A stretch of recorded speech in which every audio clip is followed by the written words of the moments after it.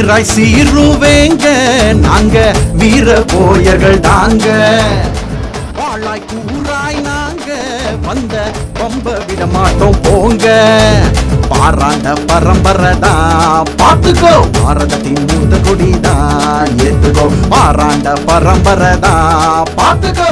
முறையா நாங்க மாவட்ட காவல் துணை கண்காணிப்பாளர்கிட்ட மனு கொடுத்தோம்.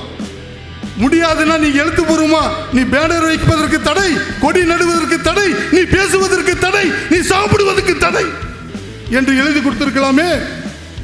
ஒருபோதும் உங்களுடைய மிரட்டலுக்கெல்லாம் அஞ்சி நடப்பவன் அல்ல சிவசாமியும்.